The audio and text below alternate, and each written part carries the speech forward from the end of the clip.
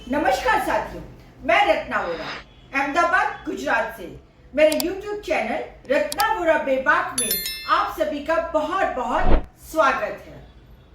साथियों, जननायक जननेता कांग्रेस के पूर्व अध्यक्ष श्री राहुल गांधी जी की जहां जहां से यात्रा गुजर रही है वहां वहां एक नया बदलाव और एक नया परिवर्तन दिखाई दे रहा है। साथियों, कांग्रेस के राष्ट्रीय अध्यक्ष माननीय श्री खड़गे जी ने आज नारी के न्याय की 5 गारंटियों की घोषणा करी और इनके बारे में राहुल गांधी जी ने महाराष्ट्र के धुले में, जहां सैकड़ों की संख्या में महिलाएं राहुल गांधी जी से मिलने, उन्हें देखने, उनका भाषण सुनने आई थी, उनके सामने राहुल गांधी जी ने इन गारंटीज के बारे में बताया।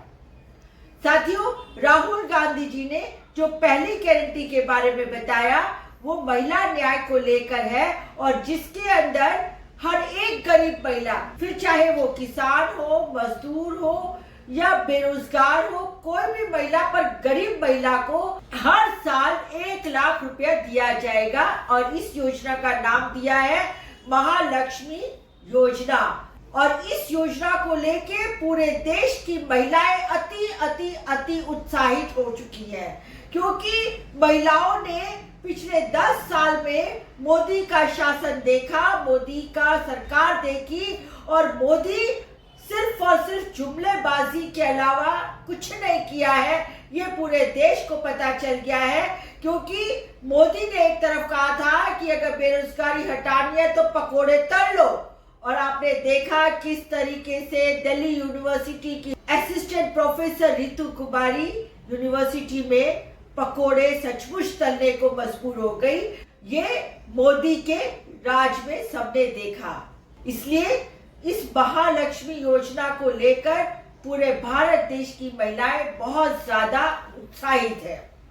इसके साथ ही खड़गे जी ने दूसरी योजना के बारे में बताया और उस योजना को माननीय श्री राहुल गांधी जी ने महाराष्ट्र में महिलाओं के बीच में बताया और ये योजना है आधी बस्ती पूरा अधिकार, अर्थात हर एक नौकरी में महिलाओं के लिए 50% आरक्षण रखा जाएगा।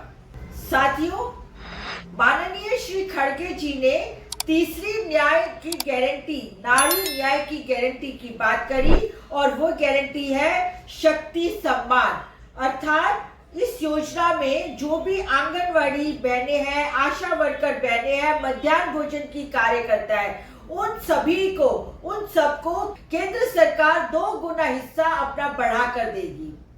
तो साथियों, माननीय श्री राहुल गांधी जी ने महाराष्ट्र के धुले से इस योजना के बारे में भी महिलाओं को बताया।